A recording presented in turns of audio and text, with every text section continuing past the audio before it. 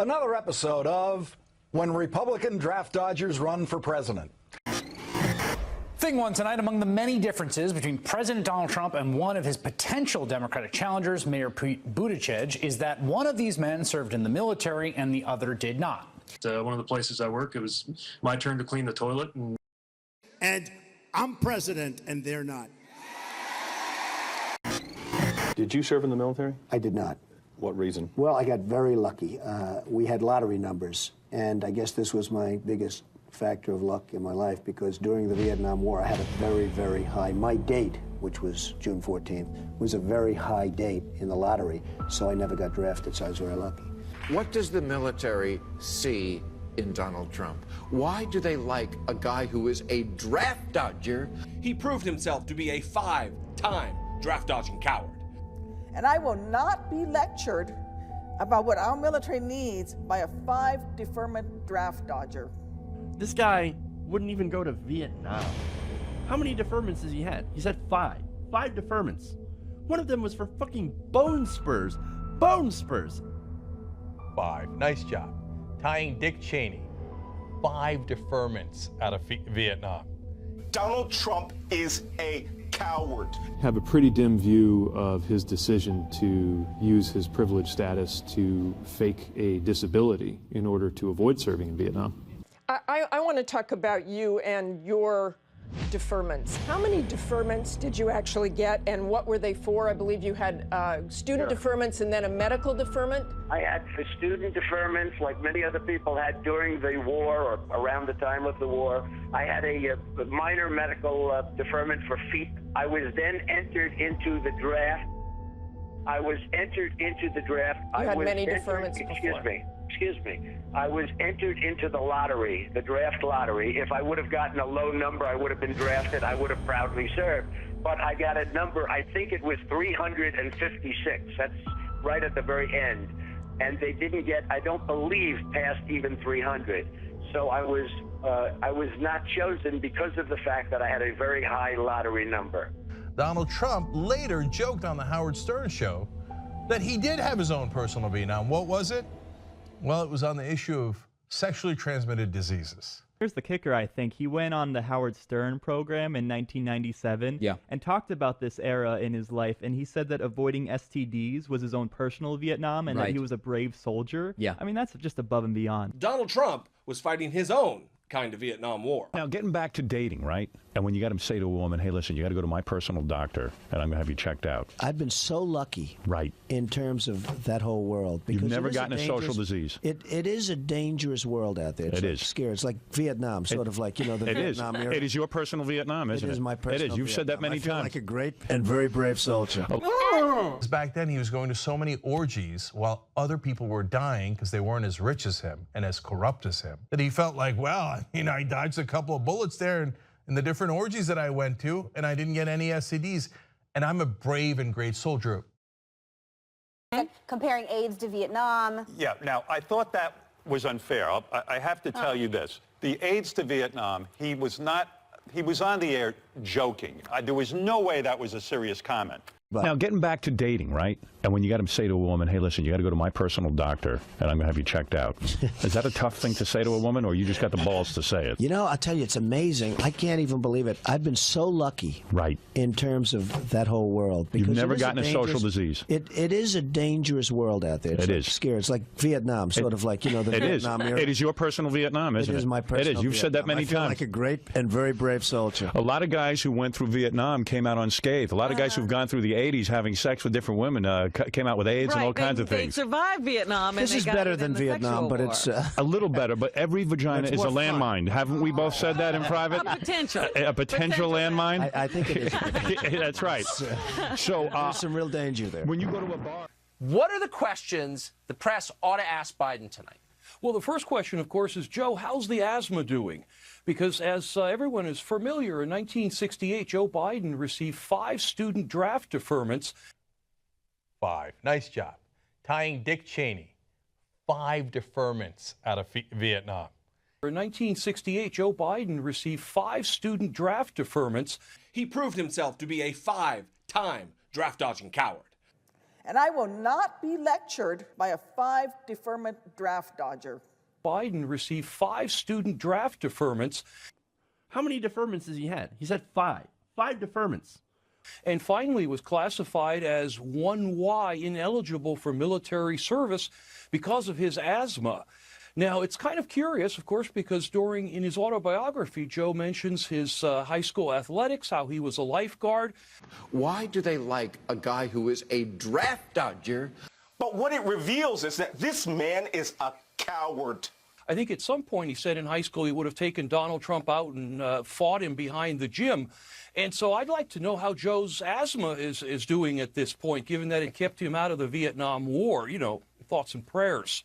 Tommy, and that's the sad part about when you this have a draft-dodging president right now that you fully support, please don't bring up this serving overseas issue. I have great respect for all of the men and women. What are you talking about, draft-dodging president? The bone spurs?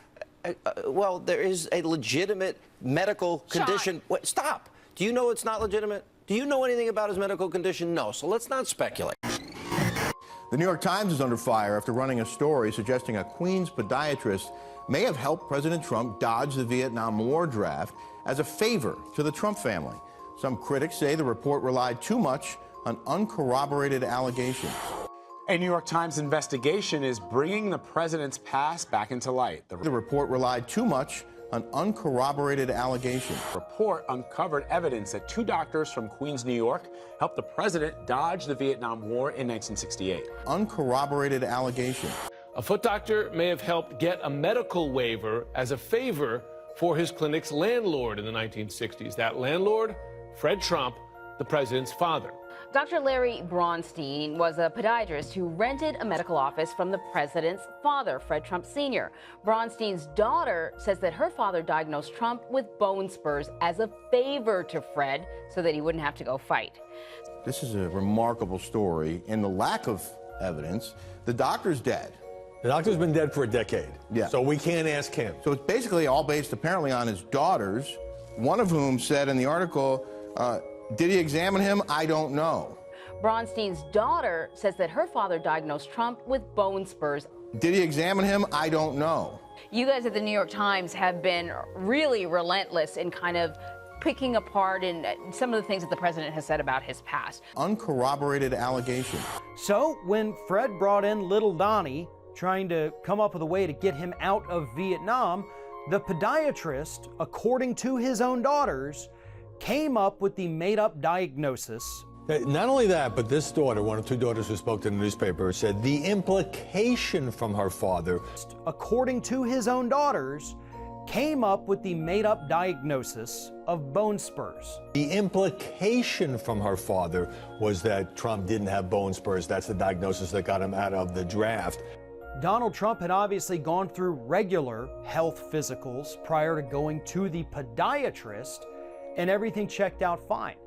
And the Times itself refers to a possible explanation. It's a front-page story, and I know you wrote this down as well. No paper evidence has been found to corroborate this version of events, so how did it land on the front page? What we found here is, one possible explanation, Possible explanation? It's a front-page story, and one possible explanation, about the medical aspect of this and the podiatrist who was involved, a guy who was renting his office space from Fred Trump in Jamaica, Queens, and his family. Their account is that this was family lore, a story of how their father had helped the Trumps.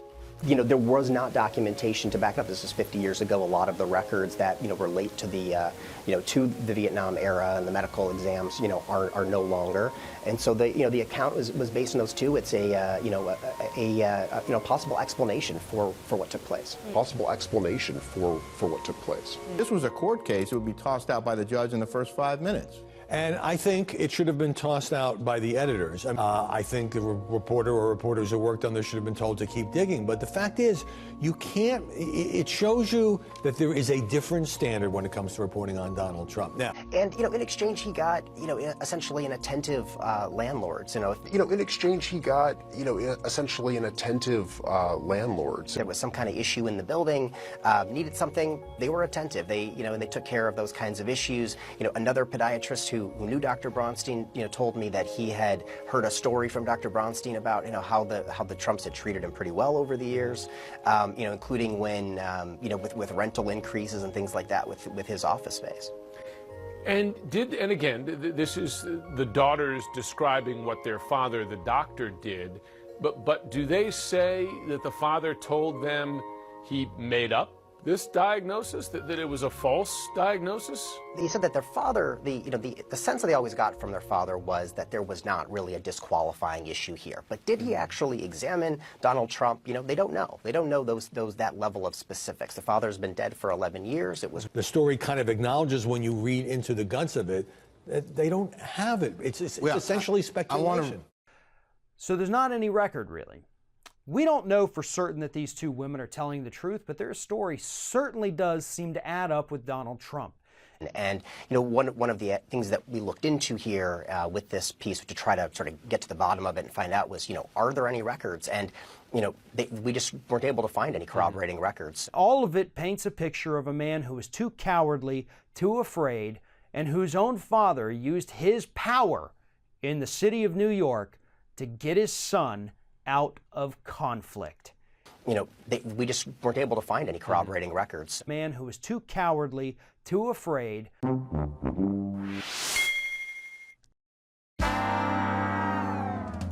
And have you heard this? Bernie Sanders is a draft dodger. We're separating fact from fiction this morning on this one. Take a look. Did Bernie Sanders, an independent senator running for the Democratic presidential ticket, really dodge the draft during the Vietnam War? This meme is popular on Twitter and Facebook right now, some of you wanting to know if it's true. Bernie Sanders applied for conscientious objector status during the Vietnam War draft. All of it paints a picture of a man who was too cowardly, too afraid. I am your voice.